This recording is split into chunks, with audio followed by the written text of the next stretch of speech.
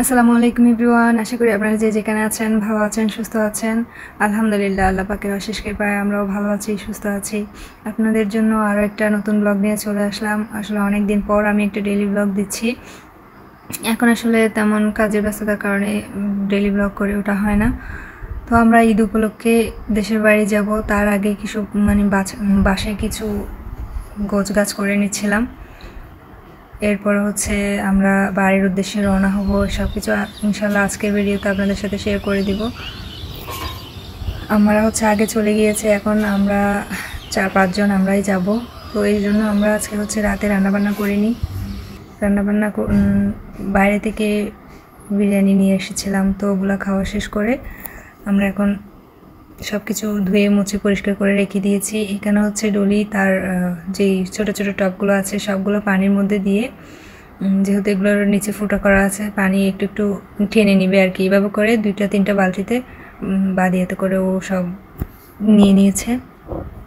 গাছগুলো যেহেতু এগুলোর যত্ন নিতে হবে, এগুলো তো মানুষ না থাকলে মরে যেতে পারে, সেই জন্য এগুলো সব এভাবে করে রেখে দিয়েছে। এখানে হচ্ছে আমি রান্নাঘরের সব জিনিসপত্র ধুয়ে সুন্দর করে উপর করে রেখে দিয়েছি যেন শুকিয়ে যায় সকাল হতে হতে। তো সকালে খুব ভোরে আমরা নামাজ পড়ে বের হয়ে গিয়েছি। আলহামদুলিল্লাহ আমরা 1.5 আওয়ারের মধ্যে বাঁশখালী পৌঁছে গিয়েছি। তো এই হচ্ছে আমরা বাসায় আসলাম 8টা বাজছে আমরা এখানে আস্তে আস্তে। এরপরে দুপুরে এখানে আম্মা হচ্ছে মাটির চুলায় মুরগি রান্না করবে, সেই জন্য প্রস্তুতি নিচ্ছিলেন। যেহেতু মাটির চুলায় সবসময় রান্না করা হয় না, গ্রামে আসলে মাঝে মধ্যে কয়েকটা কদাচিৎ রান্না করা হয় আর কি। এর জন্য সব কিছু এখানে নিয়ে এসেছে। আজকে হচ্ছে নারকেল দিয়ে দেশি মুরগি রান্না করবে। এখানে মাছিগুলো খুব জ্বালান দিচ্ছিল, তো আমরা এখানে দেখে আছি আম্মু কীভাবে রান্না করছে। চুলাটা একটু ধরাতে কষ্ট হচ্ছিল, তারপরেও কোনো রকম হয়ে গেছে। আমিও দাঁড়িয়ে দাঁড়িয়ে এক্সপিরিয়েন্স নিচ্ছিলাম আর কি আমার কাছ থেকে, কীভাবে চুলাটা ধরাতে হয় আর কোনো কিছু এনে দিতে হচ্ছে কিনা সেটার জন্য ওখানেই আমি দাঁড়িয়েছিলাম। আর ডলি হচ্ছে চারদিকটা ভিডিও করছিল।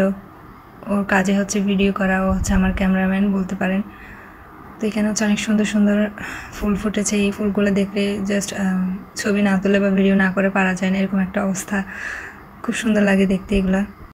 আসলে মাটির চুলার ব্যাপারটা হচ্ছে সম্পূর্ণ আলাদের বাবার পছন্দের, কারণ হচ্ছে ও এখানে আসলে মাটির চুলায় রান্না ছাড়া কিছু খেতে চায় না।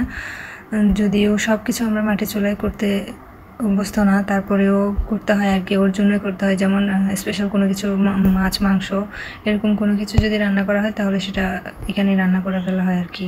তো এখানে আরাধ হচ্ছে ওর দাদুকে হেল্প করছিল, আর ওনাকে মশলা দিবে চুলার মধ্যে। আম্মা এখন সব কিছু এখানে দিয়ে দিচ্ছেন।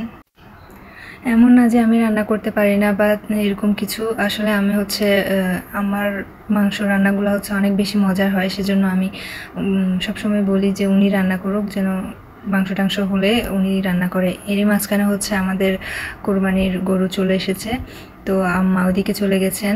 আরাদ এখানে বাচ্চাদেরকে নিয়ে গরুকে দেখতে চলে এসেছে, আব্বাও চলে এসেছেন।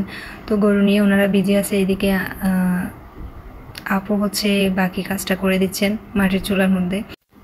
আমি চলে গিয়েছিলাম হচ্ছে যে লোকজন গরু নিয়ে এসেছে তাদেরকে শরবত টরবত ওগুলো দিতে। তো আরাদ আবার এদিকে চলে এসেছে ডিস্টার্ব করার জন্য। ওনাকে প্রচুর ডিস্টার্ব করছিল, যেহেতু আমি ছিলাম না, আমি এটা নিয়ে এটা সম্পর্কে অবগত না ও এখানে কী করছিল। ওরা হচ্ছে সামনে যে উঠান আছে উঠানের মধ্যে রান্না করছিল, আর আমি রান্নাঘরে পেছনের দিকে ওদিকে শরবত টরবত ওগুলো বানাচ্ছিলাম আর কি।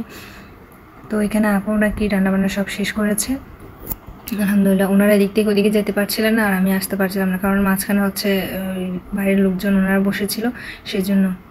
তো এখানে আমাদের মাংস কষানো প্রায় শেষ। এরপরে এটাকে জাস্ট একটু পানি দিয়ে নারকেল দিয়ে আর কিছুক্ষণ অল্প আছে রেখে দিতে হবে যেন মাংসটা সেদ্ধ হয়ে যায়। এরপরে এটা নামিয়ে নিয়ে যাবো আর কি রান্নাঘরে। এরপর হচ্ছে আপু বলছিল যে উনি ছাদের মধ্যে কিছু বাগান করেছে, তো এটা দেখতে এসেছি আমরা এখানে ছাদের উপরে। মাশাআল্লাহ অনেক সুন্দর সুন্দর এখানে গাছ উনি রোপণ করেছেন, দেখতে অনেক সুন্দর লাগছে। আসলে মানুষের থাকা না থাকার মধ্যে একটা অনেক বড় ফারাক আছে। একটা বাড়িতে যদি আপনি কেউ না থাকে, সেই বাড়িটাকে দেখতে আপনার একদম মরা মরা মনে হবে, আর যদি একজন মানুষও থাকে তাহলে মনে হবে হ্যাঁ ঠিক আছে বাড়িটা বাড়ির মতোই আছে। তো এখানে হচ্ছে ছাদের মধ্যে নতুন টাইলস লাগানো হয়েছে, তো ওটা দেখতে বেশ ভালোই লাগছিল। আর এখান থেকে নামতে ইচ্ছে করছিল না, ও বেশ কিছুক্ষণ এখানে খেলছিল। আজকের ভিডিও এই পর্যন্ত, আর বাড়াবো না। ভিডিও যদি ভালো লেগে থাকে অবশ্যই লাইক দিবেন, চ্যানেলে নতুন হলে সাবস্ক্রাইব করতে ভুলবেন না। কোনো কিছু বলার হলে কমেন্ট বক্সে অবশ্যই বলবেন। সবাই ভালো থাকবেন, দোয়া করবেন। সবাইকে অগ্রিম ঈদ মোবারক। আল্লাহ হাফেজ।